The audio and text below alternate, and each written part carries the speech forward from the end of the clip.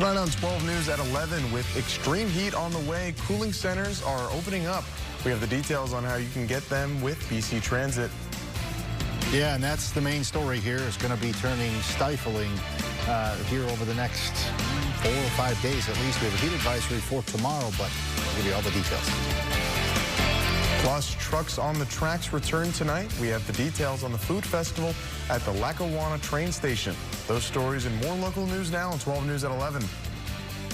From WBNG, the Southern Tier's #1 local news. This is 12 News at 11. Well, good evening, Southern Tier, and thank you for joining us. I'm Andrew Freed. Extreme heat is on the horizon for the Southern Tier. Chief Meteorologist Howard Manges has a first look at our forecast. Howard? Yeah, this is going to be the hottest that we've seen, obviously, this season. And you'd have to probably look back a bit, too, because, you know, if we hit 90 several days in a row, that is generally a pretty remarkable stretch of heat. Here's a look at the heat advisory that's in effect for tomorrow. Again, noon to 8. It's going to be very warm everywhere, maybe a little bit hotter in the shaded counties. We're watching Wednesday, Thursday, and Friday.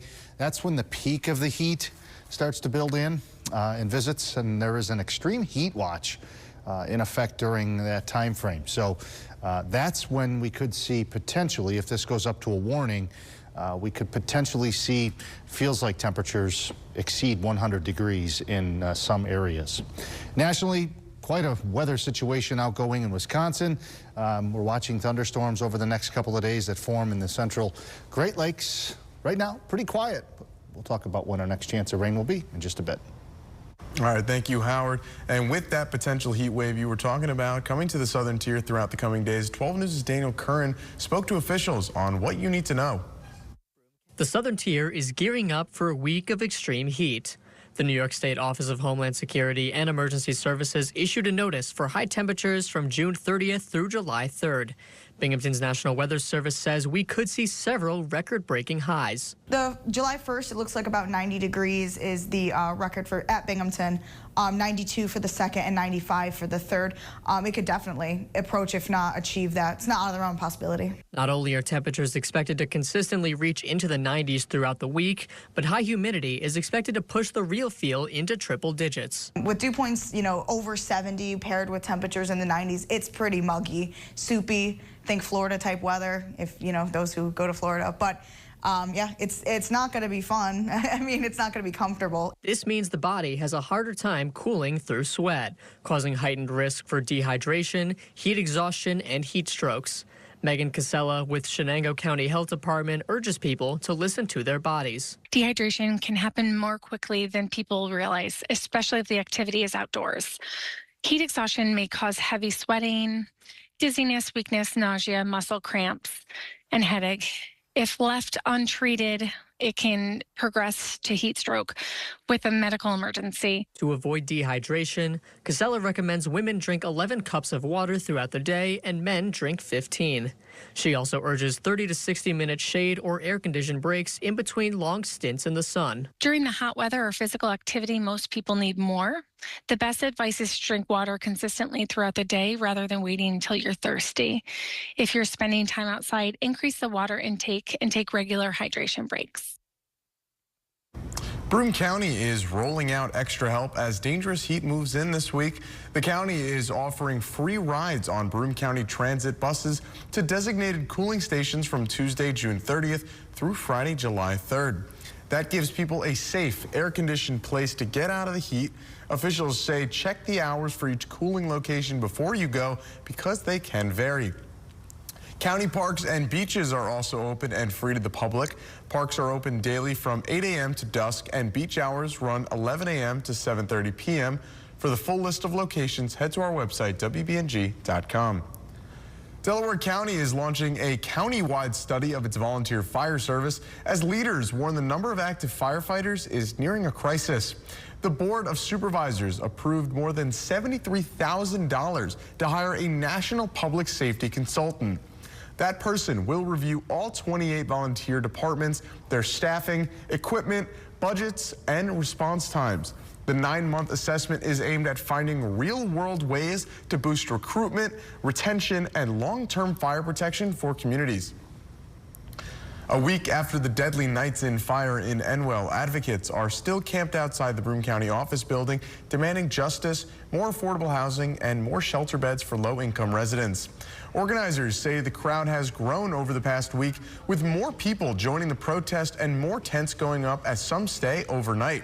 They're also handing out free clothing, food, and other supplies, and have expanded those donations since the rally first started.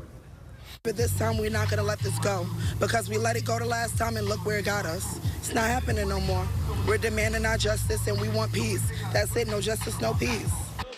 Advocates say some of the people protesting are former Nights In residents who lost their home in the fire. New York farmers are getting some help after a tough year of federal tariffs. Governor Kathy Hochul is now rolling out a $30 million agricultural resiliency against tariffs program. It offers direct payments from $1,000 to $25,000 per eligible farm to help offset higher costs and lost sales. AG Commissioner Richard Ball says tariffs hit farmers twice by driving up the cost of equipment, feed, and supplies, and by driving down the price they get when other countries retaliate. He says many New York producers who buy those inputs and sell into export markets have been feeling the pinch, especially those who do business with Canada and Mexico. As summer rolls on, dozens of streets in the city of Binghamton are set for major fixes under the city's neighborhood street improvement plan. The city is spending about $10.8 million on infrastructure this year. That includes new pavement and sidewalks to make streets easier and safer to walk and drive, plus stormwater upgrades to help reduce flooding across Binghamton. About $1.9 million will go to milling and paving on more than 40 streets. Another $7.6 million is for water, sewer, and stormwater projects, and around $1.3 million will pay for new curbs, sidewalks, and ADA accessible ramps. These are signs of a city that is revitalizing. These are signs of investment that's happening, in many cases that is long, long overdue. The city is also using a tool called Road AI, which uses artificial intelligence to help identify which streets should be prioritized and to shape future improvement plans. The community came out to the Lackawanna train station in downtown Binghamton this evening to enjoy the return of trucks on the tracks for the summer season. Several different food vendors, including the Kitchen Counter, Lulu's Kitchen, Pig Vicious Barbecue, and more, were set up for community members to grab a bite to eat for dinner. There were juice shops, ice cream and funnel cake vendors, live music, and so much more. We spoke with the founder of the event, Mark Ionati, who told us why the event has switched from its usual yearly schedule and will be planned on Mondays this summer. It's an industry night where a lot of restaurants are closed, and it gives the industry workers an opportunity to come out as well. It's a great way to start the beginning of a week. It's an event that starts at 5, ends at 8, so if you're like to get into bed early, you can still make it before the sun sets. And if you didn't get the chance to stop by tonight and check out all the different foods, the event will be back in later in the summer during July and August. Well, school's out for the summer, but that doesn't mean kids have to stop learning. New York State is partnering with local libraries to launch the 2026 Summer Reading Program. This year's theme is Unearth a Story, with a focus on dinosaurs, archaeology, and paleontology. Sign-ups for the Reading Challenge start today. Over 6 weeks, kids and adults can log the books they read for a chance to win prizes in a raffle. The Vestal Public Library will also host special events throughout the program to celebrate the initiative. Those events begin July 6th, and if you're interested in taking part this year, contact your local library to find out how to register. Now to some national news. We've got some big rulings today from the U.S. Supreme Court in what's expected to be a monumental final week of the term. For President Trump, the ruling today included a major win, but also 2 significant defeats. Here's CBS News chief legal correspondent Jane Crawford.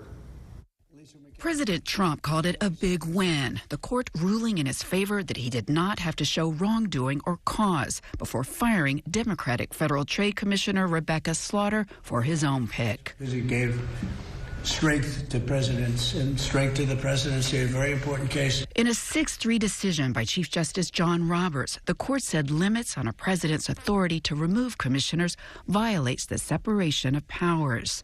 The decision could give Trump and subsequent presidents more control over some 24 executive agencies. Obviously, I'm very disappointed. Slaughter had challenged her dismissal. What the Supreme Court has just done is transferred a massive amount of power from Congress to the executive to wield power without checks and without balances. Notre Dame law professor Haley Proctor emphasized the rulings go beyond Trump. When the American people elect someone with different priorities, they are also going to be able to carry out whatever mandate the American people give them. But it will not impact the Federal Reserve Board. In a separate ruling, also by Roberts, the court said the Fed was structured differently.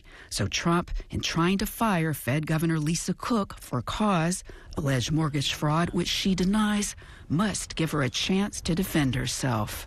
The court also ruled that states can count late-arriving mail-in ballots postmarked by Election Day, something the Trump administration had opposed. President Trump started the day with a loss. The court let stand a $5 million jury verdict that he sexually abused and defamed writer E. Jean Carroll.